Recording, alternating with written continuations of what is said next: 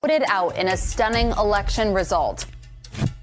Guys, ngeri banget ini guys. George Soros sudah resmi menang besar. Dia berhasil mengganti rejim yang sudah 16 tahun berkuasa di Hongaria.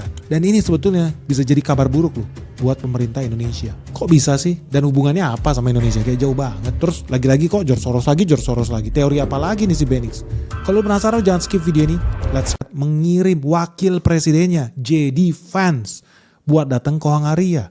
2 hari sebelum pemilu resmi datang JD Vance, wakil presiden Amerika Serikat. Ini pertama kali loh sepanjang sejarah Amerika dia datang ke sana. Dia ikut kampanye guys, membela salah satu kandidat. Gila, ini apa ini namanya kalau bukan intervensi asing? Ini real di depan mata lu, di depan hidung lu. Pemerintah negara asing ikut-ikutan cawe-cawe di pemilu negara lain guys. Ini dianggap sebagai duri dalam daging di Uni Eropa. Karena Uni Eropa ini sifatnya kayak konsensus guys. Konsensus kolegial. Kalau mereka mau ambil kesepakatan Uni Eropa berperang melawan negara Afrika. Uni Eropa mau kasih bantuan ke negara siapa. Uni Eropa mau beli senjata, mau beli kapal tank. Itu persetujuannya bareng-bareng loh. Jadi kalau ada satu negara anggota, ada 27 negara di European Union. Ada satu negara aja yang gak setuju. Itu bisa diveto. Batal. Dan ini fatal buat Uni Eropa. Mereka jadi gak gesit.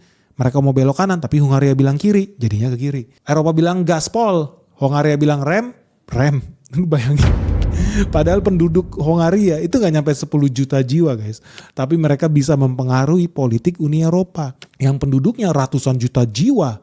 Lebih banyak dibanding penduduk Indonesia. Dan nah pinternya George Soros, dia ngambil calon kandidat dari partai Fidesz, partai penguasa, ditaruh menjadi oposisi. Dan ternyata menang. Lu bayangkan, Orban penguasa 16 tahun berturut-turut, 4 pemilu menang terus. Hari ini resmi kalah guys. Oposisi dapat 2/3 suara. Artinya 77% rakyat memutuskan ganti rejim. Dan mereka kira ini adalah keputusan mereka.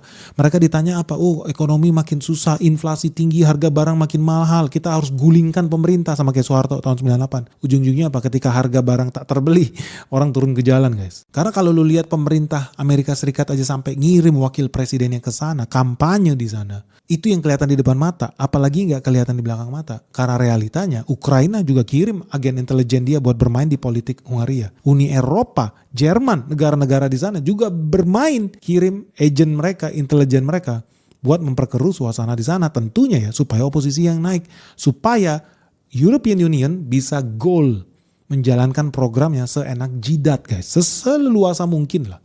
Dan inilah agenda globalis yang diusung sama George Soros. Makanya George Soros merapatnya ke kubu